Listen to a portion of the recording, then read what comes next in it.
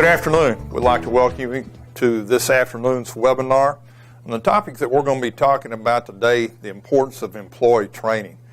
And we just kind of felt that this would be a very good subject to kind of talk about. Here we are starting, the first of a new year, so that everybody kind of understands that employee training is very essential for any organization. But the problem with most organizations, they come up with, there's a lot of resistance to it, and they come up with a lot of reasons. Like, we're too busy. We don't have time away from it. The cost. Well, we're going to talk about some of the factors that's kind of involved in that as we kind of go through this afternoon. Because without training, you're going to keep getting the same results that you've been getting. And sometimes that's employee injuries, or workforce turnover. There may be property damage. You may do some actions because of lack of training and not knowing better. They get your organization into some liability issues, and we'll talk about some of the reasons that can happen. And if we continue to kind of ignore training, what's going to happen a lot of times if these losses or costs are going to continue to go up. And this is an area that all employees, from the very highest person within your organization to the newest person, needs to look at. We're going to talk about another area, and I talk about this a good bit in our 3-day supervisor program. It's one of the areas we talk about there. It's called intellectual fitness. And basically your intellectual fitness is staying current with emerging trends. What's happening out there in your field or profession? A lot of times, pursuing opportunities to gain additional knowledge. And we'll talk about some of these areas so that you can stay up to date on current events that affect, how you do your job, the services that you offer possibly to the customers within your community, or sometimes the customers that some of you may have in some of your departments, such as possibly like IT. A lot of times your customers are internal, in other words, other coworkers. And by staying on top of things and keeping your intellectual fitness up, is you can become like a technical expert and really be recognized by your organization as a resource to come to a lot of times when they have questions in certain areas.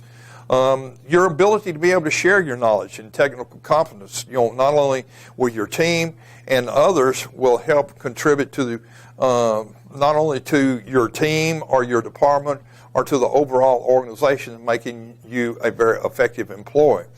Now, some of the discussion topics or areas that we're going to talk about today is creating a safe environment, teaching necessary skills and knowledge. And we're going to go into each one of these in a little bit more detail. It will help you have an increased or more diverse skill set, which that in turn can make you more valuable. Higher customer satisfaction by having a very good, trained, efficient workforce. Staying on top of continuously changing environment. We touched a little bit on that, but we're going to touch upon a lot of areas that's changing and some of the areas that are changing so much that we really need to stay on top of.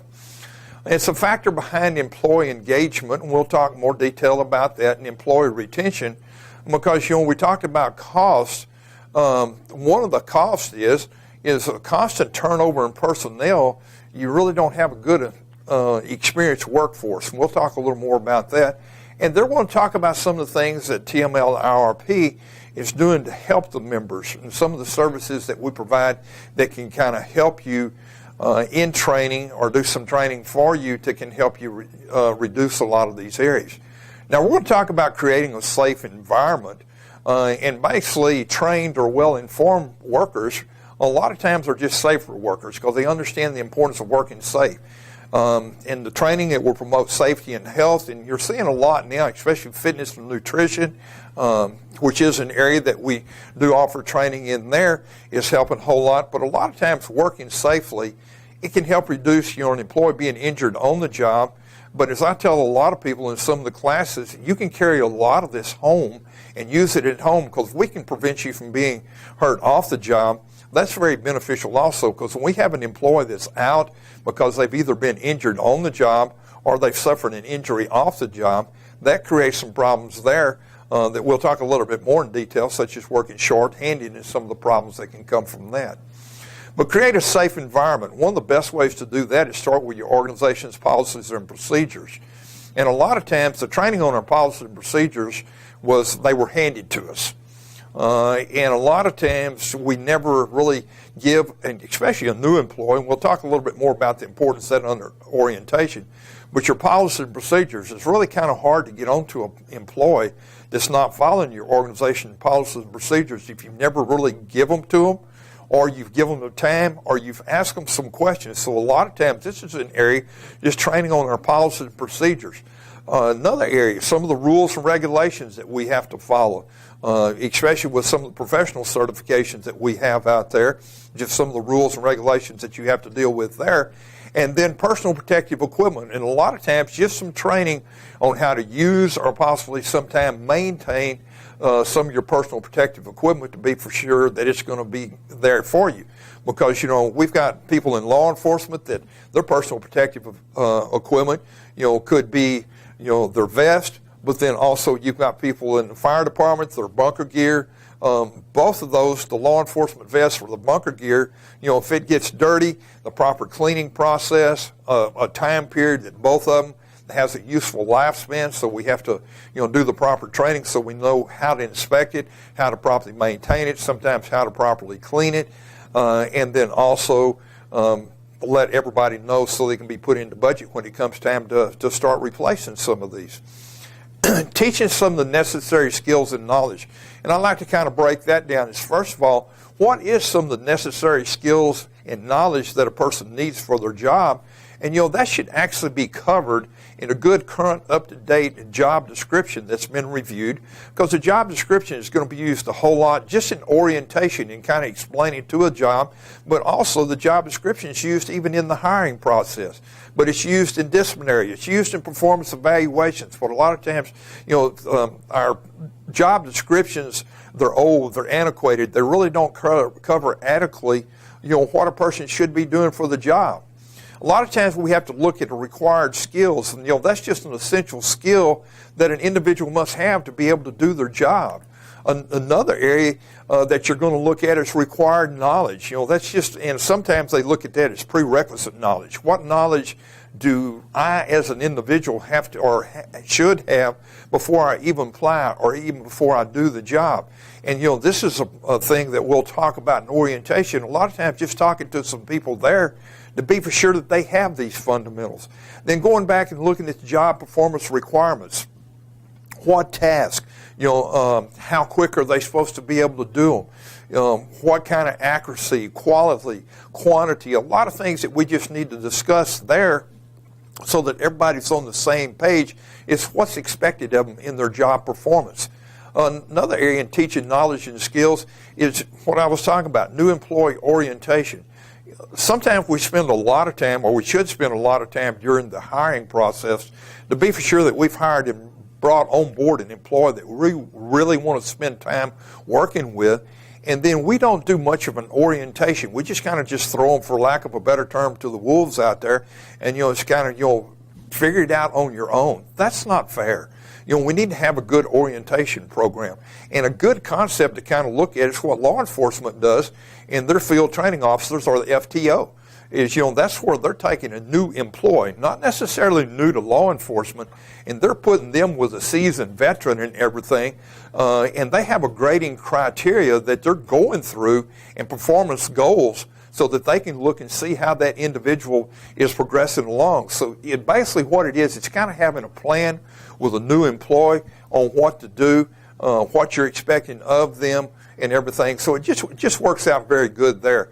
And then a lot of times refresher training. We do the same job over and over and over, and a lot of times if we don't go back and do some refresher training, and sometimes in a lot of the training that I do is sometimes you just need to be reminded that each of you out there, what you do, your job is very important to your organization, to the citizens in your community, but there's a lot of dangers involved in it. And sometimes we can get kind of complacent because we haven't had any close calls or any near misses. So sometimes we just need a little refresher training to kind of bring us back to center to be for sure that we fully understand what we need to be doing as far as safety out there and paying attention on our job.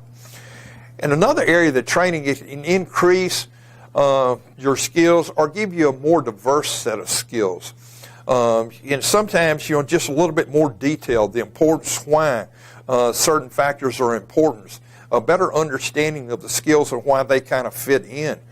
Sometimes is cross-training so that you don't have a critical employee. What do we do when a certain individual is out on sick or going on vacation?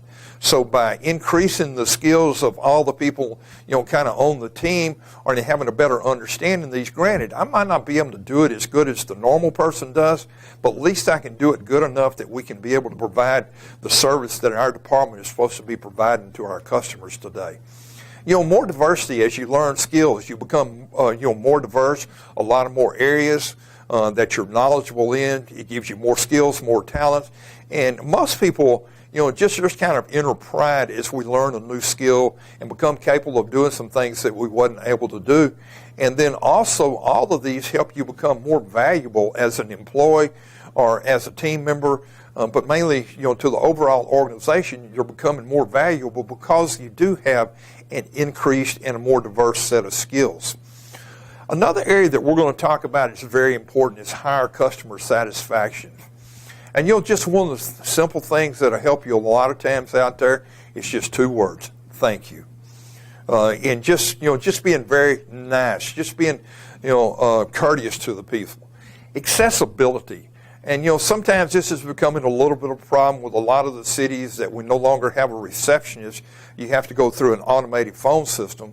But what I'm talking about is if somebody walks into your office there, the employees are not sitting there on the phone, texting, checking their emails, checking their Facebook, and they just look up at the customer that walked in there like, you're interfering with my private life. Without the customer, there's really not a need for us. And so that says a whole lot about your professional work environment. And a lot of times just smile, and basically, everybody's going to have a bad day, but you don't have to necessarily share your bad day with others. Another area that we want to look at is just some people talking about just common courtesy. Not too sure that's all that common anymore, but courtesy, it can very well go a long way. Treat customers, as they're a guest, in your house, because in a sense they are. Team appearance. I've said for many years, if you want to be treated as a professional, dress and act like a professional. And I understand what professionally dirty is too. You can take somebody that may be in the street department or utilities. Yeah, they may go out there and their uniform might get a little sweaty or it might get a little muddy or something other. But, still having that nice uniform that the organization has provided and everything, it shows professionalism and the team appearance. Interpersonal communications and engagement is a lot of us are going to deal with the public. The people that work out there, outside the office. I don't care whether you're in the parks department, mowing, you're on a sanitation truck, you're in a water or wastewater, utility crew, street department, maybe the gas utilities within the city or some of the cities that has an electrical department, but even the fire department, on EMS calls, because I spent some time in volunteer fire and EMS, law enforcement. Just the interpersonal communications and engagement, a lot of times, that can make, the customers that you have to deal with feel a lot better. Also, your listening skills. It's very important to listen. And I know one of the areas that I talk about in our supervisor program in listening, be very careful about nodding your head, kind of like I'm doing right now, because what that really does is when somebody's talking to me and I'm kind of nodding my head back to them, it's giving them the impression that I'm agreeing with them. So be very careful about doing that very much, because if you're dealing with a very irate customer and you're doing that, you're either doing one or two things. You're making them mad and aggravating them, or they get the impression that they're agreeing with you, and they may use that at a later time saying, well, I was talking with Ronnie, and he was sitting there nodding his head in agreement to what I was saying, so, he was agreeing that, the organization was wrong. Also, another thing in the interpersonal communications, be very careful about the use of technology. Because you can start throwing acronyms or terms out there that the average individual really doesn't understand. And, a lot of times they've come to you because they have a problem and they're wanting some assistance or you to help them solve the problem. And you throwing out a lot of technical terms trying to impress them with your knowledge is, you're talking over their head, and a lot of times that can just turn around and, aggravate them. And a lot of time, your credibility and competence. And basically, if you tell somebody you're going to do something, then follow through with it. Another area in customer service is empathy. And, you know, sometimes, you know, you may be dealing with some people. I know I talked about in the volunteer fire and EMS. You know, when we got a call, you know, of a fire or an EMS call, it was because somebody was having a bad day. There was somebody either sick or injured or possibly dying, or there was some property being lost. And, you know, sometimes, you know, you want to show a little empathy for them because they're having a bad day. And empathy basically is, you know, just kind of showing that maybe you can understand a little bit how they feel. But be very careful about how you express that because if you really haven't been through it, it's kind of hard for them, you know, for you to say, I understand exactly how you feel. So be very careful about that. And sometimes our organization, sometimes we just need to step up and buy ownership sometimes in some of the things that, yes, we do make some mistakes that cause some problems to our customers, and that'll help you a long ways. But, you know, when you really think about it, customer service is really simple. Basically, it's just treating people kind of the way that you'd like to be treated. We're going to talk about an area that's really changing a whole lot. It's right here. It's called staying on top of continuously changing the environment. You know, court decisions. And, you know, we have to look at is we can have local courts, you know, within Texas a lot of times how they may rule upon some. You may have some that goes to the Texas Supreme Court. We may have some that goes to the Fifth Circuit Court of Appeals. Or like a lot of times we may be watching something. It may not be happening right here in the Fifth Circuit, but it could be the Ninth Circuit or, you know, some of the other circuits. That may have an effect. And if it goes to the U.S. Supreme Court, and, you know, there's some things that we're looking at, you know, possibly, you know, that's pretty soon, early in 2016, some Supreme Court decisions that may affect our operations with our organizations a little bit. So staying on top of these so that we can stay current on a lot of things that's happening out there. Legislation. Now, we have to deal with two types of legislation. We've got the federal. And, you know, there's a lot of things there that come from some of the federal agencies or, you know, from, you know, the House of Representatives or, you know, even from the Senate that, you know, ends up as a bill signed by the president. Then the other area of legislation is basically every odd year we have a legislative session here in Texas, and a lot of times they can pass, you know, some new laws that, you know, that's going to take effect and may change, you know, some of the things that's out there of what we could do that now we can't do, or vice versa. So there's some very important things that happens there. What about technology? You know, I can remember when I first started here, the training that we were doing, you wouldn't have been able to sit down and watch a webinar like this. When I first started, we were still using, you know, the slide projector and an overhead projector projected up on a screen. It wasn't very animated. And as time went by, a lot of times your slides, you know, the quality of those wasn't very good. Lighting of the room become a problem. Then we started going to PowerPoint. And even some of the first LCD projectors that we used then, you almost had to be in a very dark room with all the lights out to be able to see. But one of the things that we've really seen as trainers is now we've got some bulbs that's bright enough in some of our new LCDs. We can almost go out here in the parking lot on a sunny day and put a screen up and do a class out there. So, you know, there's a lot of things that's changed with technology. To be able to take and embed videos into our programs where we could use those. And just a lot of the things that we're doing here and using some of the green screen technology that you'll see some of the things that's going to be in this webinar right here as far as the background or some of the, you know, topics that I'm going to talk about where Vicky's going to take and you'll bring those up on the screen. You know, that's just technology that we're looking at to try to bring to you something that's current and up to date in not only the information that we're talking about, but, you know, the way that we're delivering this to you where it's more appealing to you and hopefully the fact that, you know, that these are recorded. So if you're not able to watch it during the normal time that we do these, you can turn around and you'll watch it at 10 o'clock tonight. You can watch it on a Saturday or Sunday. You've got people working shift work. And we'll talk a little bit more about that. And then work practices. Work practices are changing. And I know I talk about, you know, like in excavation and trenching, a lot of things have changed there because our work practice, because the environment that we're working in, there's so much buried out there in the right-of-way now. There's so much previously disturbed soil, you know, that the people are having to deal with, which means we're having to change our work practices to deal with the hazards that we're facing out there. And then, unfortunately, sometimes some downsizing. And that kind of comes from the private industry. The fact that private industry is kind of downsized, and is some of the cities are looking at it. Sometimes when a person retires, that they're not replaced. And sometimes we can kind of pick up some of the slack by maybe changing our work practices or some of the technology. And sometimes it just means going to training to learn how we can work smarter rather than harder because of downsizing that has occurred. Some other things that staying on top, how training is often brought into court. And I know there's been several different instances during my career here where some of the training programs that I've done have been subpoenaed by the plaintiff's attorney.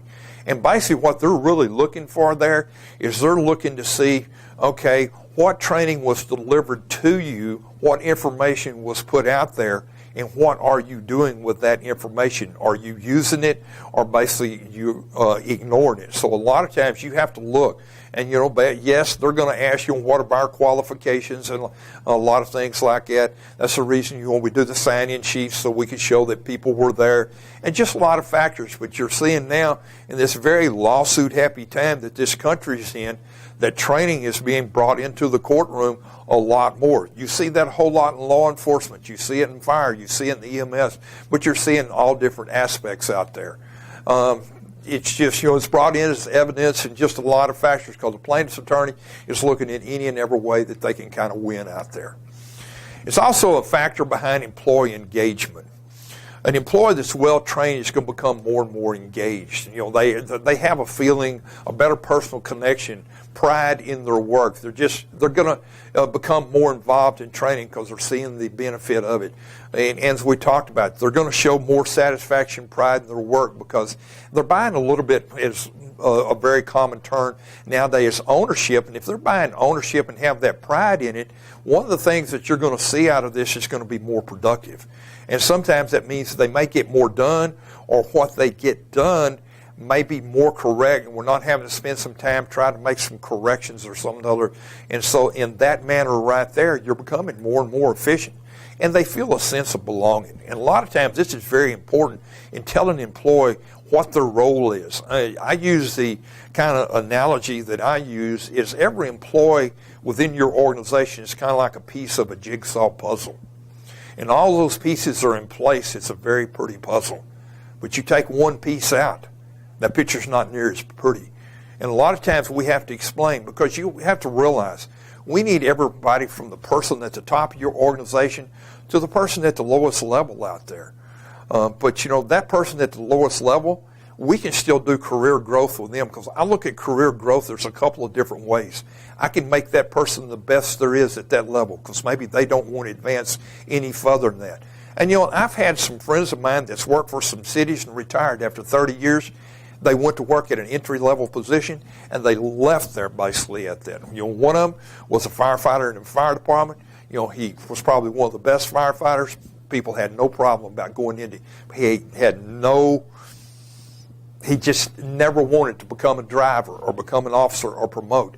And then some of the people, the engagement is they want to grow, they want to promote, they want to climb what I call a career ladder. So there's several different ways that you can kind of look at what is kind of being discussed there.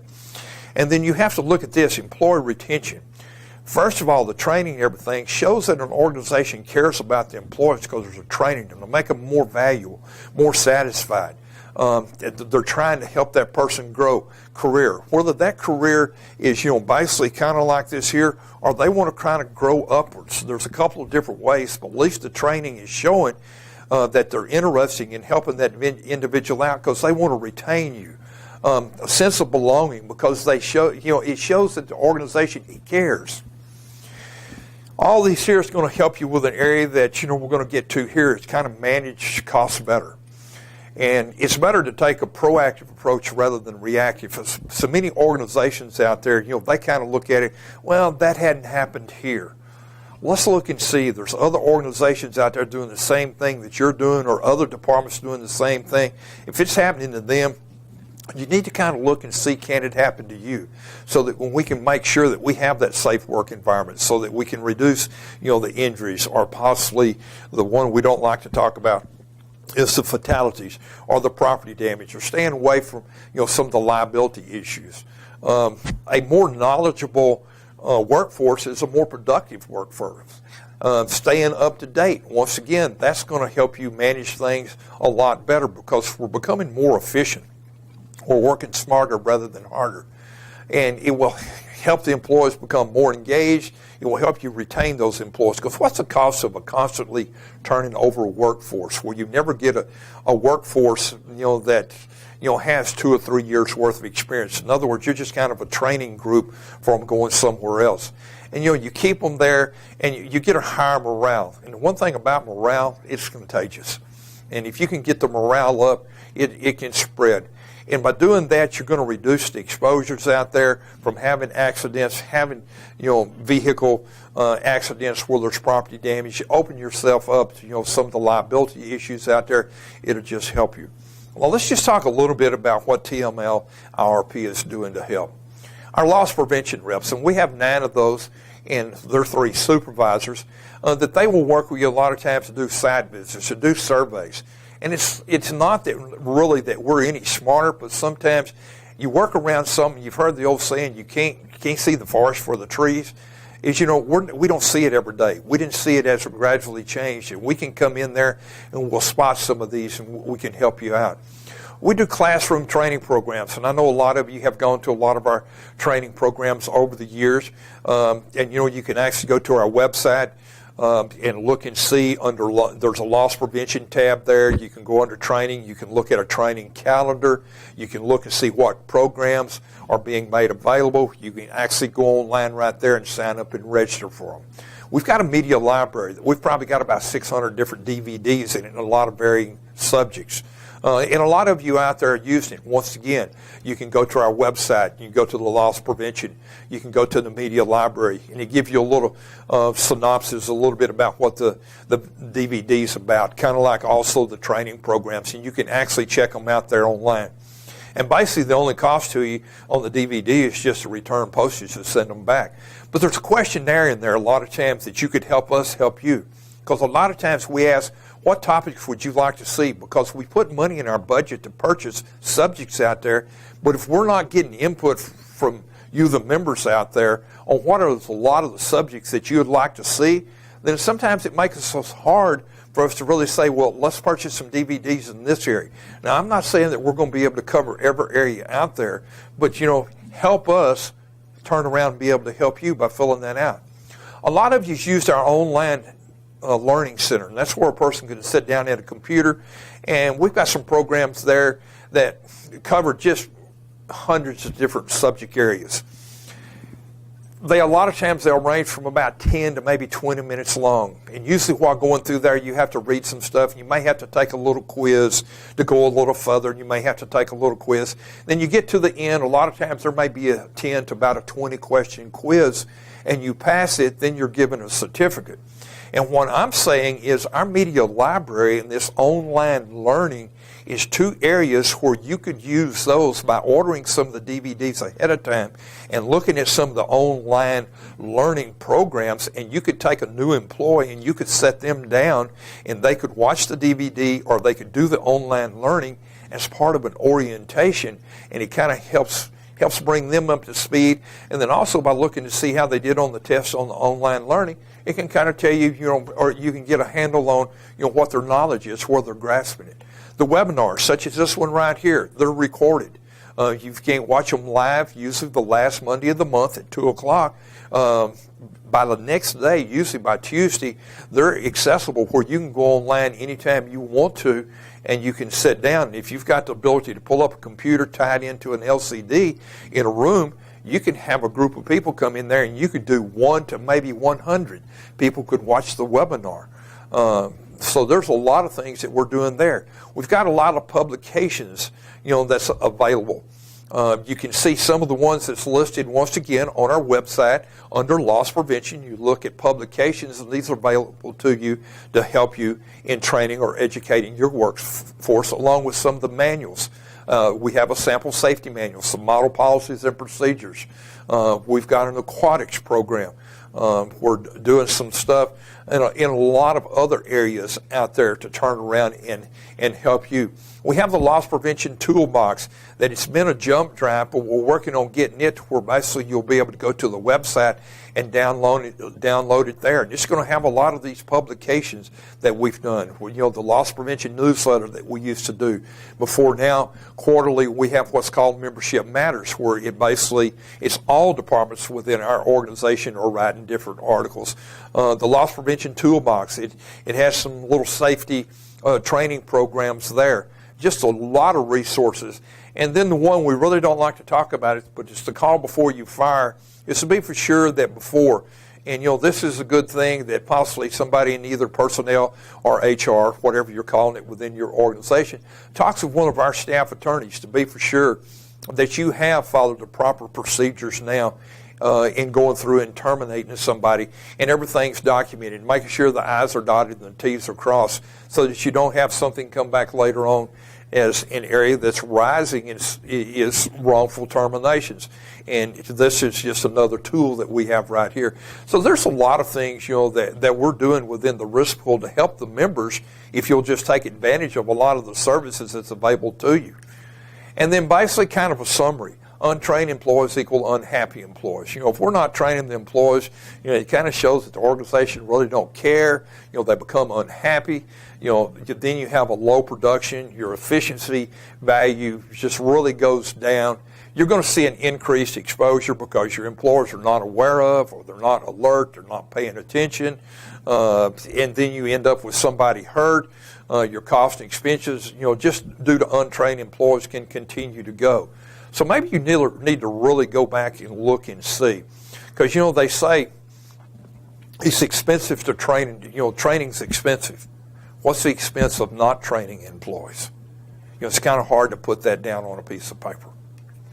And basically, in closing, hopefully after what we've talked about or discussed today, you have a little better understanding of the importance of employee training.